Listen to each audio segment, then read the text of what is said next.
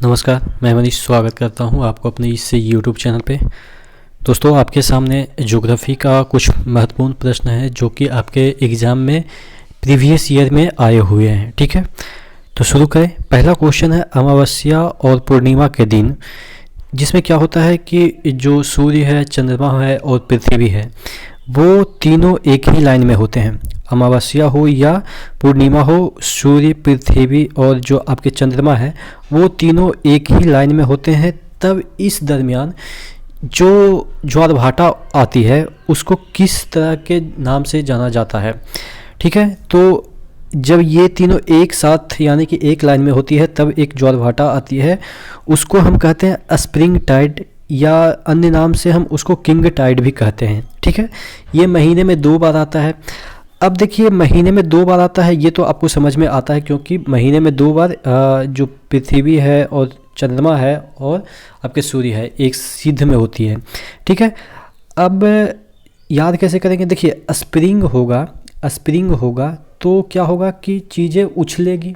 ठीक है, उछलेगी यानी कि ज़्यादा जोर से आएगी। तो स्प्रिंग में क्या होगा कि जो ये आपका ज्वार भाटा है वो काफ़ी ऊंचा आता है। ठीक है, स्प्रिंग वाला जो ज्वार भाटा है वो सबसे मजबूत होता है। इस तरह से आप याद कीजिएगा। मजबूत कैसे? क्योंकि स्प्रिंग से उछलती है, इस तरह से हम याद कर सकते हैं। इसी को किंग टाइड भी कहते हैं। देखिए, एक और टाइड होता है जब आपके सूर्य, पृथ्वी और चंद्रमा एक दूसरे के 90 डिग्री पे हो जाते हैं, इस तरह से। ठीक है, इस तरह से एक दूसरे के 90 डिग्री पे हो जाते हैं, तब एक प्रकार की ज्वार भाटा आती है। वो सबसे लोएस्ट ज्वार भाटा होती है। अभी मैंने बताया सबसे हाईएस्ट, और अगर लोएस्ट की बात करें, जब ये तीनों 90 डिग्री पे हो जाएं, जब ये तीनों 180 पे हो जाते हैं तो स्प्रिंग ज्वार भाटा आती है। जब 90 पे हो जाते हैं तो उस ज्वार भाटा को क्या कहते हैं? नीप ज्वार भाटा। ठीक है, ध्यान दीजिएगा। नीप है जो कि सबसे कमज़ोर ज्वार भाटा है, और सबसे मजबूत कौन सा है? स्प्रिंग है। ठीक है, दोनों महीने में 2-2 बार आते हैं। ठीक है, तो दोनों आपको समझ में आ गया होगा ज्वार भाटा का मतलब कि कैसे नीप और स्प्रिंग आते हैं। ठीक है, क्या कंडीशन होती है। अगला देख लेते हैं। Economics and social commission for Asia and Pacific का मुख्यालय कहाँ पे है? ये आपके जो संस्थान है, economic and social commission for Asia and Pacific, इसका जो मुख्यालय है वो कहाँ पे है? बैंकॉक है। देखिए, यहाँ पे तीनों अदर जो भी शहर है वो एशिया का ही है, और तीनों में कहीं ना कहीं कुछ ना कुछ के मुख्यालय हैं, तो इस वजह से आप कंफ्यूज हो सकते हैं। लेकिन यहाँ पे देखिएगा, इकोनॉमिक की बात कर रहा है। इकोनॉमिक मतलब पैसे की बात कर रहा है, तो यानी बैंक वगैरह की बात कर रहा है, तो इसका जो मुख्यालय होगा वो बैंकॉक होगा। ठीक है, और बैंक में जाएंगे लोन लेने तो कमीशन भी लगेगा। ठीक है, और पैसिफिक मतलब कि शांत होना, यानी कि अगर कोई आप से कमीशन मांगेगा तो आप अगर अच्छे आदमी हैं तो आप गुस्सा कर जाएंगे, तो वहाँ पे आपको बैंक में शांत कोई कराएगा कि ऐसा तो होता है कि आप बैंक में जाएंगे लोन लेने के लिए तो कमीशन के नाम पे कुछ ना कुछ तो मांगेगा। ठीक है, तो इस तरह से हम इसको कोरिलेट करके याद करेंगे कि बैंकॉक में इसका मुख्यालय है। ठीक है, साल वृक्ष किसकी प्रारूपी जाति है? देखिए, साल वृक्ष कहाँ पे पाया जाता है ये पूछा जा रहा है। आपके ऑप्शन है उष्णकटिबंधीय वर्षा वन और एक है उष्णकटिबंधीय मानसून वन। देखिए, दोनों में एक कॉमन चीज़ क्या है? उष्णकटिबंधीय। यहाँ पे लेकिन वर्षा वन है और यहाँ पे मानसून वन है। वर्षा वन क्या होता है? उष्णकटिबंधीय, जिसको हम सदाबहार भी कह सकते हैं, यानी कि जहाँ पे वर्षा हमेशा होती है। और मानसून वन यानी कि मानसून के जो समय होता है वहाँ उस समय में वर्षा होती है उष्णकटिबंधीय क्षेत्र में। देखिए, ये जो आपका पृथ्वी है, ये विषुवत रेखा है, तो यहाँ से ऊपर 28 डिग्री और नीचे 28 डिग्री। ठीक है, यहाँ ऊपर 28 डिग्री और नीचे 28 डिग्री वाले जो कटिबंध होता है उसी को कहते हैं उष्णकटिबंधीय वर्षा वाले वन या सदाबहार वन। ठीक है, और ये आपके मानसून वन थोड़ा सा ऊपर आ जाते हैं। ठीक है, जैसे हमारे इंडिया में मानसून वन पाए जाते हैं, उष्णकटिबंधीय मानसून वन। तो ये आपसे पूछा जा रहा है कि जो साल वृक्ष है वो कहाँ पे ज़्यादातर पाए जाते हैं, तो ये उष्णकटिबंधीय वर्षा वाले वन में पाए जाते हैं। ठीक है, ध्यान दीजिएगा, ये भूमध्य रेखा के 28 डिग्री ऊपर और 28 डिग्री नीचे जो वन होते हैं उसी को कहते हैं उष्णकटिबंधीय वर्षा वाले वन। ठीक है, और इसी में साल पाए जाते हैं। साल एक प्रकार का वृक्ष है। भारत में सबसे बड़ी ताजे पानी की झील कौन सी है? देखिए, डल झील कहाँ पे है? डल झील आपके जम्मू कश्मीर में है।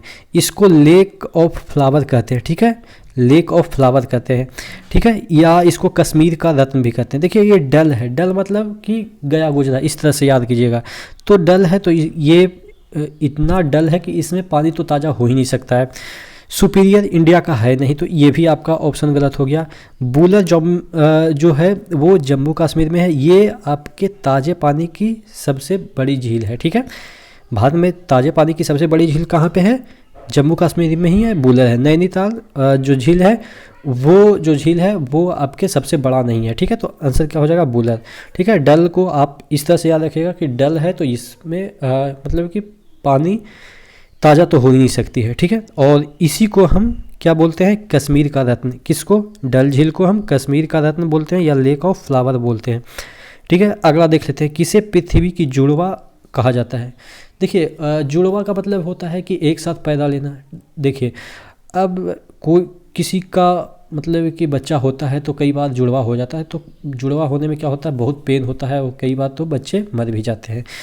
तो एक आदमी है या औरत हैं, वो बोल रहे हैं कि शुक्र है कि बच्चे स्वस्थ हैं। अगर जुड़वा बच्चे पैदा लेते हैं तो डाउट होता है कि दोनों बच्चे स्वस्थ होंगे कि नहीं होंगे। तो यानी कि औरत बोल रही है या जो पुरुष है वो बोल रहा है कि शुक्र है जो जुड़वा बच्चे पैदा हुए हैं वो दोनों स्वस्थ हैं। इस तरह से हम याद करेंगे कि पृथ्वी की जुड़वा ग्रह किसे कहा जाता है? शुक्र को कहा जाता है, ठीक है। क्षुद्र ग्रह सूर्य के चारों ओर किसके मध्य घूमते हैं? तो देखिए क्षुद्र ग्रह है, क्षुद्र ग्रह छोटे छोटे जिसको हम एस्टेरॉयड कहते हैं, ये मंगल और बृहस्पति के बीच घूमते हैं, ठीक है। मंगल और बृहस्पति के बीच घूमते हैं। पहला कौन सा है? पहला आपका आ जाएगा बुध, फिर आ जाएगा शुक्र, फिर यहाँ पे पृथ्वी, उसके बाद यहाँ पे मंगल आती है, ठीक है, मंगल। तो इधर नहीं घूम के इधर ये मंगल और बृहस्पति के बीच में कौन होते हैं? क्षुद्र ग्रह घूमते हैं, ठीक है। अब याद कैसे करेंगे? देखिए क्षुद्र मतलब क्या होता है कि एकदम से गया गुजरा। अब गया गुजरा है तो उसका मंगल तभी होगा जब वो बड़े जो ग्रह है उसकी संरक्षण में जाए। तो सबसे बड़ा ग्रह कौन सा है? बृहस्पति है। तो यानी कि क्षुद्र ग्रह मंगल और बृहस्पति के बीच में। इस तरह से हम याद करेंगे कि जो क्षुद्र लोग हैं उनका मंगल तभी होगा वो जब वो बड़े लोगों की शरण में जाएंगे। तो बड़ा लोग यहाँ पे है कौन है? बृहस्पति सबसे बड़ा ग्रह है तो उसकी शरण में जा रहा है, ठीक है। इस तरह से हम याद कर सकते हैं। लास्ट क्वेश्चन है, निम्न में से कौन सी गर्म धारा है? तो देखिए यहाँ पे ये जो कुरेरोसिया जो धारा है वो सबसे गर्म धारा है। याद कैसे करेंगे? कर्स मतलब क्या होता है? श्राप देना। तो अगर कोई भगवान गर्म हो जाते थे, गर्म मतलब कि उनका दिमाग खराब होने लगता था, गर्म हो जाता था, तब जाके वो कर्स देते थे यानी कि श्राप देते थे। तो इस वजह से हम याद कर सकते हैं कि जो सबसे गर्म धारा की बात करें तो कुरेशिया जो धारा है वो आपके गर्म धारा है, ठीक है। क्योंकि वहाँ पे कु मतलब क्या होता है? कु मतलब बुरा होता है और गर्मी या गर्म भी एक बुरा वर्ड है, ठीक है। तो इस तरह से याद रखेंगे कि जो कुरेशिया जो धारा है वो एक प्रकार की गर्म महासागरीय धारा है। तो आशा करते हैं जो भी आज क्वेश्चन मैंने कराए वो आपको याद हो गए होंगे। थोड़ा सा छोटा सेशन है लेकिन इतना ही क्वेश्चन अगर आपको याद हो जाते हैं इस छोटे से सेशन से तो मुझे लग रहा है कि उपयुक्त है। इसी तरह से बने रहिए चैनल के साथ। रोज़ाना आपको कम से कम तो 10 क्वेश्चन, 12 क्वेश्चन, 8 क्वेश्चन डेली आपको याद कराने की मैं कोशिश करता हूँ, ठीक है। तो नेक्स्ट वीडियो मिलते हैं, तब तक के लिए धन्यवाद।